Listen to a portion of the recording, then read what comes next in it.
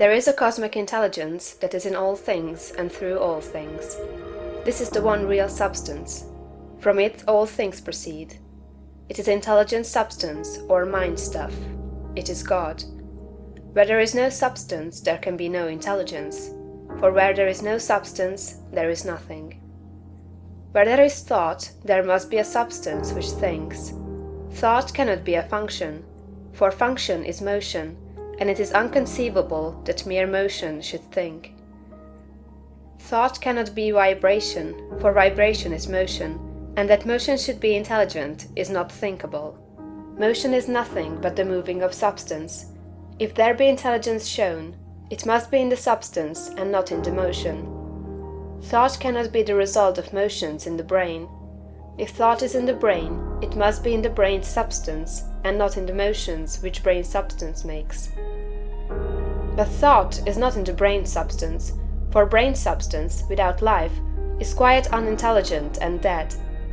Thought is in the life principle that animates the brain, in the spirit substance, which is the real man. The brain does not think. The man thinks and expresses his thought through the brain. There is a spirit substance that thinks. Just as the spirit substance of man permeates his body, and thinks and knows in the body, so the original spirit substance, God, permeates all nature and thinks and knows in nature. Nature is as intelligent as man, and knows more than man. Nature knows all things. The all-mind has been in touch with all things from the beginning, and it contains all knowledge. Man's experience covers a few things, and these things man knows.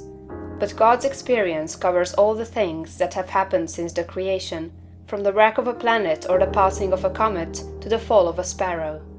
All that is and all that has been are present in the intelligence that is wrapped about us and enfolds us and presses upon us from every side. All the encyclopedias men have written are but trivial affairs compared to the vast knowledge held by the mind in which men live, move, and have their being. The truth men perceive by inspiration are thoughts held in this mind.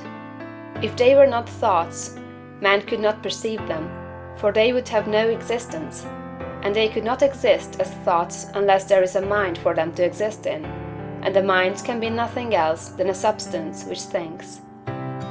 Man is thinking substance, a portion of the cosmic substance. But man is limited, while the cosmic intelligence from which he sprang, which Jesus calls the Father, is unlimited. All intelligence, power, and force comes from the Father.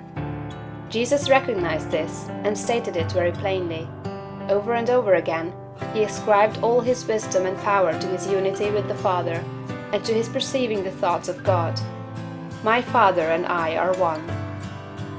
This was the foundation of his knowledge and power. He showed the people the necessity of becoming spiritually awakened, of hearing his voice and becoming like him. He compared the unthinking man who is the prey and sport of circumstances to the dead man in a tomb, and besought him to hear and come forth. God is spirit, he said. Be born again, become spiritually awake, and you may see his kingdom. Hear my voice, see what I am and what I do, and come forth and live. The words I speak are spirit and life. Accept them, and they will cause a well of water to spring up within you. Then you will have life within yourself. I do what I see the Father do, he said, meaning that he read the thoughts of God.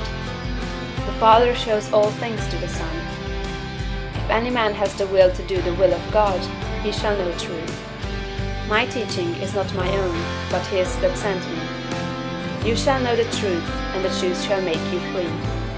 The Spirit shall guide you into all truth. We are immersed in mind, and that mind contains all knowledge and all truth. It is seeking to give us this knowledge, for our Father delights to give good gifts to his children. The prophets and seers and great men and women, past and present, were made great by what they received from God, not by what they were taught by men. This limitless reservoir of wisdom and power is open to you. You can draw upon it as you will, according to your needs. You can make yourself what you desire to be. You can do what you wish to do. You can have what you want. To accomplish this, you must learn to become one with the Father, so that you may perceive truth, so that you may have wisdom, and know the right ends to seek and the right means to use to attain those ends, and so that you may secure power and ability to use the means. In closing this chapter, resolve that you will now lay aside all else, and concentrate upon the attainment of conscious unity with God. Oh, when I am safe in my still-won home, I tread on the pride of Greece and Rome, and when I am stretched beneath the pines, where the evening star so wholly shines, I laugh at the lore and pride of man, at the sophist schools and the learned clan, for what are they in all their high conceit, when man in the bush with God may meet?